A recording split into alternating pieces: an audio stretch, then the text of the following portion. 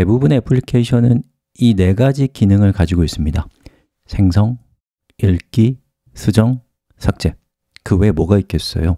자, 그 중에서 우리는 리드 기능을 이미 구현을 했고요. 이번에 우리가 할 것은 크리에이트 기능입니다. 자, 어떻게 글을 생성할 수 있는지, 또 폼은 리액트에서 어떻게 다루는지를 지금부터 살펴봅시다. 자, 우리가 구현하게 될 애플리케이션이 어떻게 동작할지 미리 한번 살펴보죠. 자, 크리에이트 버튼이 생길 거고요. 저걸 클릭하면 글을 생성하는 폼이 나옵니다. 자, 여기다 리액트 is 땡땡땡 이렇게 입력하고 크리에이트 버튼을 누르면 새로운 글이 생성되고 생성된 글로 상세고기 페이지로 이동을 하게 되는 애플리케이션을 만들어 보고 싶으시죠? 그렇다고 하세요. 시작해 보자고요. 자, 제일 먼저 크리에이트 페이지로 이동하는 링크가 있어야겠죠. 자, 저는 A 태그를 썼고요. 자, 크리에이트라고 주소를 적었습니다. 자, 그리고 저기 있는 링크를 클릭했을 때 크리에이트 페이지로 가면 되는데 우리는 실제 페이지로 이동을 하지 않고 어떻게 해요? 자, 여기 있는 이 모드의 값을 바꿈으로써 페이지를 바꾸고 있단 말이죠. 그래서 크리에이트를 클릭하면 모드가 크리에이트로 바뀌고 크리에이트에 해당되는 UI가 나타나게 할 겁니다. 자, 어떻게 하면 될까요? 여러분이 먼저 한번 해보실래요? 자, 여기 온 클릭 그리고 함수를 적어야죠. 자, 이때에 이 A 태그의 기본적인 동작을 못하게 하도록 하기 위해서 이벤트 프리벤트 디폴트 자, 이걸 실행을 해서 클릭했을 때 URL이 바뀌지 않도록 처리했습니다. 자, 그 다음에 모드 값을 바꿉니다. 어떻게 바꿔요? set mode create 자, 이렇게 해서 create로 모드를 바꿔주는 거예요. 자, 모드를 create로 바꾸면 자, 여기에 모드 값이 create로 바뀌고 앱 컴포넌트가 다시 실행되면서 여기 if문에 아무도 걸리지 않기 때문에 여기 아무것도 안 나온 것이죠. 자, 그럼 여기에서 우리가 뭘 해야 돼요?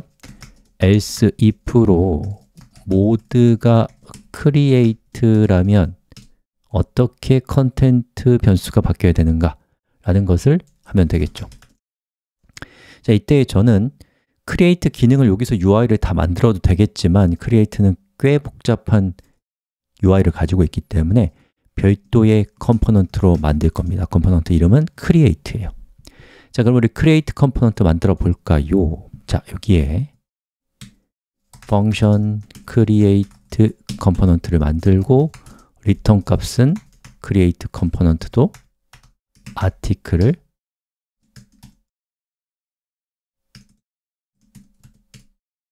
최상위 디렉토리로 하고 태그로 하는 거죠. 자, EC2 태그로 여기가 create다 라고 이렇게 표시를 해줬어요. 클릭하면 create가 나오죠. 자, 우리가 어떤 정보를 서버로 전송할 때 쓰는 HTML의 태그가 뭔가요? 폼 태그죠. 자, 폼 태그를 잘 모르시는 분들은 폼을 먼저 공부해 보십시오. 우리 수업에서는 폼을 다뤄드리지 못할 것 같아요. 자, 폼 태그로 이렇게 폼 태그를 사용해서 그 안에다가 입력하는 컨트롤들을 추가하면 됩니다. 자, 일단 텍스트를 입력할 때는 input type text 그리고 사용자가 입력한 데이터는 title이라는 이름을 줬고요. 그리고 여기에 어떤 정보를 입력하면 되는지를 알려주기 위해서 placeholder라고 하는 속성을 사용했습니다. title이라고 적으면 여기 있는 이 title이 여기에 나타나죠? 그리고 제가 여기다가 어떤 값을 입력하면 그때 title이 사라집니다. 대박 기능이죠. 자, 그 다음에 본문은 여러 줄을 표시해야 되는데 HTML에서 여러 줄을 표시할 때는 text area 태그를 사용합니다. text area 자, name은 body라고 했습니다. 자, 그 뒤에 있는 것들은 필요 없기 때문에 지웠고요. placeholder는 body라고 해서 여기에 본문을 입력하시면 됩니다 라고 표시했습니다. 자, 근데 이렇게 했더니 좀 보기가 안 좋죠. 그래서 타이틀과 body가 서로 다른 줄에 표시되도록 하기 위해서 각각의 태그를 p 태그로 감쌀 거예요. 요만큼을 선택했고 저는 요거를 p 태그로 이렇게 감싸줬습니다. 자, 여기도 마찬가지로 선택하고 p 태그로 감싸줬어요. 자, 그러면 보기가 훨씬 좋아졌죠. 자, 그 다음에 우리가 타이틀과 바디 값을 입력을 끝내고 전송할 때 사용하는 컨트롤이 있는데 그게 뭐예요? 서브밋입니다. 자, p 태그를 만들고요.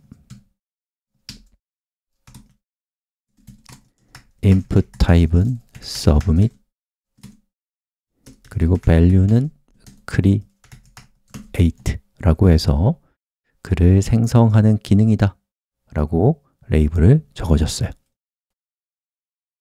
자, 그러면 create 버튼을 눌렀을 때 그 다음에 어떤 작업을 해야 될까?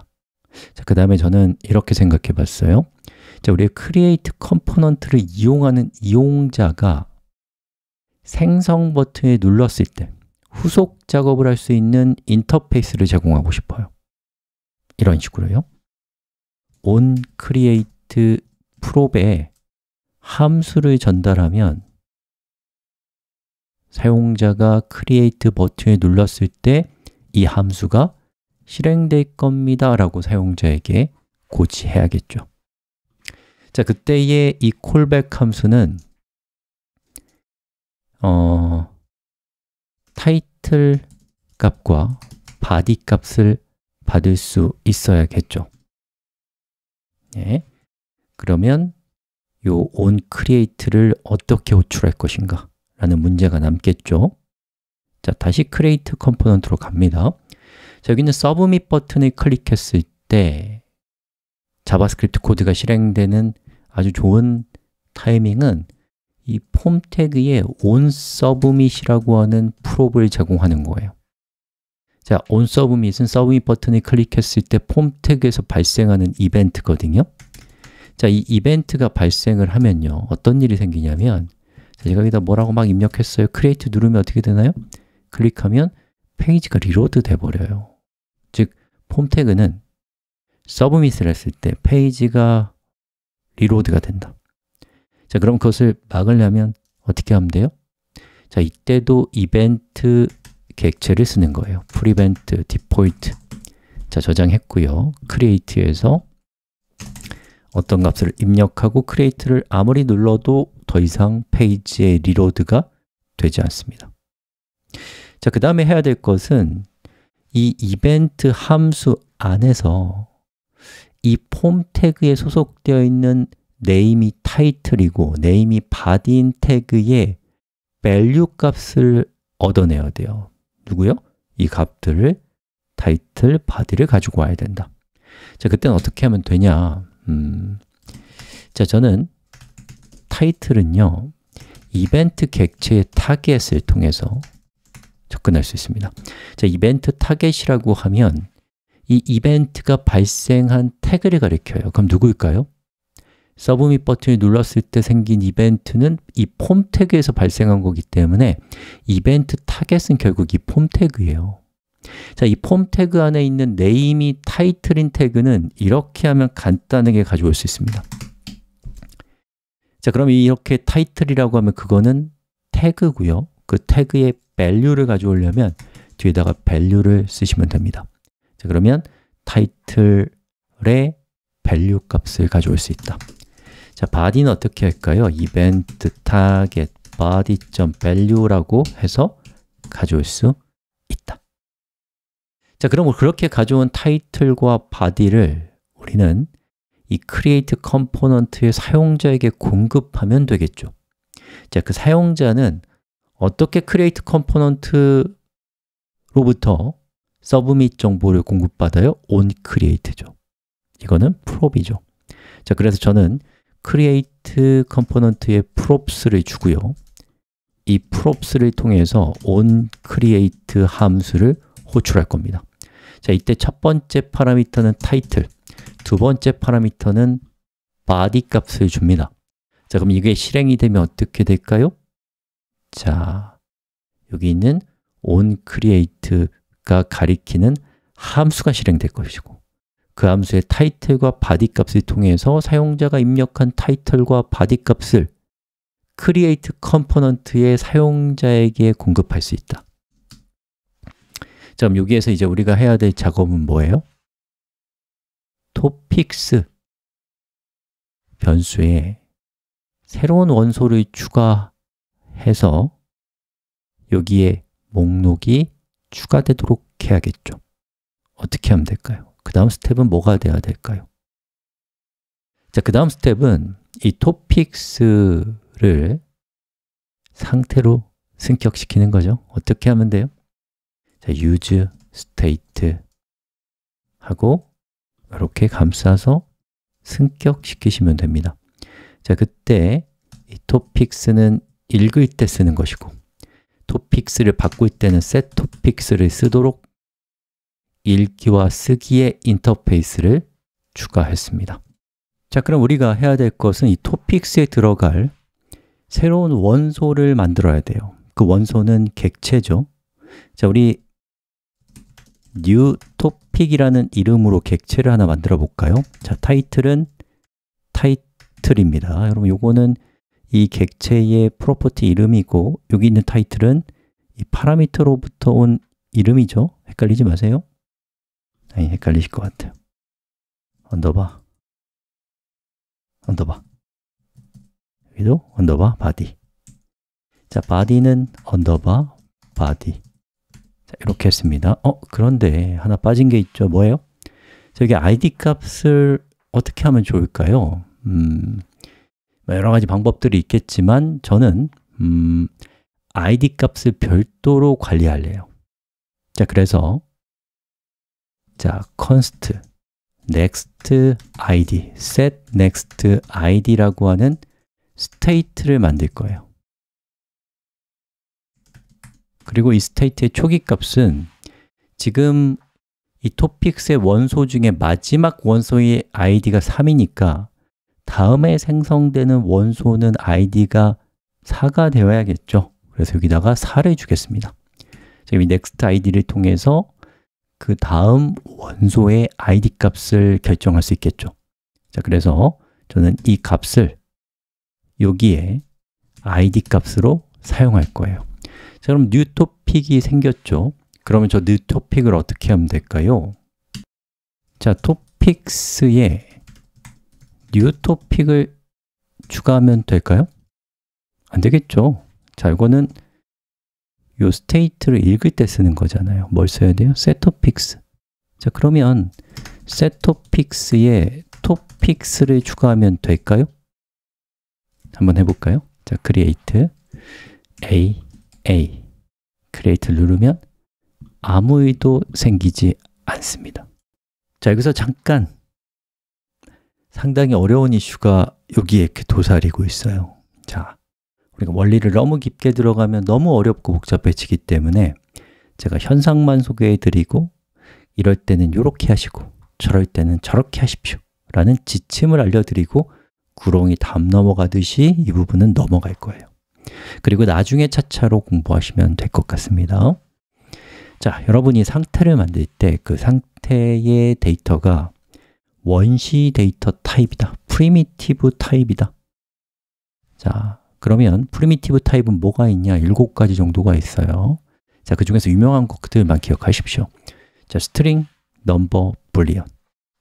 자, 이러한 데이터들로 상태를 만든다. 그러면 옛날에 하던 방식 그대로 하시면 됩니다. 달라질 게 없어요.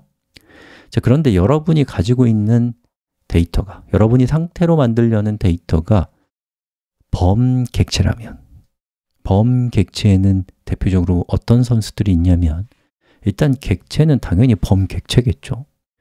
배열도 범객체 안에 들어갑니다. 자, 이러한 것들이라면 처리 방법이 달라져야 돼요. 자, 어떻게 해야 되냐? 데이터를 복제하는 거예요. 자, 여기 value가 있으면 이 value가 객체라면 중괄호에 점 3개를 찍고 value라고 하면 value 값을 복제한 새로운 데이터가 new value의 값이 됩니다. 자, 그리고 new value의 값을 변경하시는 거예요. 자, 오리지널 데이터를 바꾸지 말고요, 복제본을 바꾸는 거예요. 자, 그리고 나서 set value로 new value를 넣어주시면 그때 비로소 컴포넌트가 다시 실행됩니다. 자, 만약에 여러분의 데이터가 배열이다, 그러면 대괄호 안에 점 3개를 찍어서 복제하는 거예요.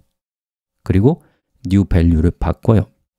자, 그리고 set value를 호출하면 오리지널 데이터가 아닌 복제본 데이터를 변경한 것이고 그때 비로소 컴포넌트가 다시 실행된다라는 겁니다. 자, 그럼 여기 있는 코드는 어떻게 바꿔야 될까요? 자, 여기서 const new topics는, 자, 지금 우리의 데이터는 뭐죠? topics는 바깥쪽이 배열이니까 배열에 복제해야 돼요. topics 이러면 topics를 복제한 복제본이 만들어집니다. 자, 그리고 여러분은 그 복제본에 푸시를 해서 복제본을 바꾸는 거예요. 자, 그리고 복제본을 topics로 전달하면 리액트는 오리지널 데이터인 topics, 원래 topics와 새로 들어온 복제본이 같은지 다른지를 판단해서 다르다면 그때 비로소 컴포넌트를 다시 렌더링 해주게 되는 겁니다. 자, 한번 해볼까요? 자, create를 클릭하고 react is 땡땡땡 그리고 create 누르면 어떻게 돼요? 짜잔! 보시는 것처럼 컴포넌트가 드디어 새로 렌더링 됐습니다. 박수! 자, 우리 재미삼아서 원리도 조금만 좀 살펴볼까요? 이해 못해도 일단 괜찮아요. 실망하지 마시고. 자, 여기 보시면 배열이 있습니다. 배열로 만들어진 상태예요. 즉, 객체죠. 자, 우리가 이렇게 코딩을 해요. 그럼 이건 뭐예요? 오리지널 데이터를 바꾼 거예요. 자, 그리고 set value를 해요. 그럼 이건 뭔가요? 오리지널 데이터를 입력해 준 겁니다. 리액트는요, set value로 호출했을 때 오리지널 데이터와 새로 들어온 데이터가 같은 데이터인지를 확인하고 같은 데이터라면 굳이 컴포넌트를 다시 렌더링하지 않습니다. 그런데 지금은 같은 데이터이기 때문에 렌더링이 안 된 거예요. 자, 반면에 여기 1이라고 이렇게 했습니다. 이거는 원시 데이터 타입을 쓰고 있죠. 자, 그리고 set value를 해요. 그럼 여기 있는 값은 새로운 값이죠. 자, 오리지널 데이터는 여전히 1이고 새로운 데이터는 이제 2이기 때문에 둘은 다른 데이터니까 컴포넌트가 다시 렌더링 되는 거예요. 그래서 어떻게 해야 된다고요? 자, 기존의 오리지널 데이터를 복제해서 그 복제한 데이터를 변경하고 그리고 그 변경한 데이터를 셋한다. 자, 이것이 여러분이 그 상태를 다룰 때 그 상태가 객체와 같이 복합적인 데이터인 경우에 처리해야 될 가장 간단한 지침이라고 생각합니다. 자, 그럼 이제 감동받을 일만 남아 있습니다. 뭐냐? 우리가 글을 추가했잖아요. 그럼 추가하면 여기서 끝내면 좀 아쉽잖아요. 보통 세련된 애플리케이션들은 글을 추가하면 어떻게 해요? 잘 추가됐는지를 확인할 수 있게 그 글의 상세 페이지로 이동하게 된다. 자, 그럼 우리가 상세 페이지로 한번 이동을 해볼까요? 어떻게 하면 돼요? 자, 여기서 set 모드를 read로 바꾸면 되지 않겠어요? 그죠? 자, 그리고 지금 우리가 추가한 글 set id를 next id로 지정하면 되지 않겠나요? 예. 그 다음에 글을 추가할 때를 대비해서 set next id를 기존의 next id 더하기 1을 주면 되지 않겠어요? 자, 그리고 다시 한번 create를 해볼까요? react to. 자, create를 누르면 보시는 것처럼 새로운 글이 추가되고 추가된 글의 상세 보기 페이지로 이동하는 세련된 애플리케이션을 만드신 겁니다. 박수! 자, 그리고 여기 잘 보시면 여기 있는 이 상태들이 잘 보면 우리 애플리케이션, 우리의 컴포넌트, 앱이라는 컴포넌트를 우리가 조작하기 위한 굉장히 중요한 조작 장치들의 역할을 하고 있는 게 보이지 않나요? 예? 이것이 우리가 상태를 사용했을 때 얻을 수 있는 굉장히 세련된 효과라고 할 수 있겠습니다. 축하합니다.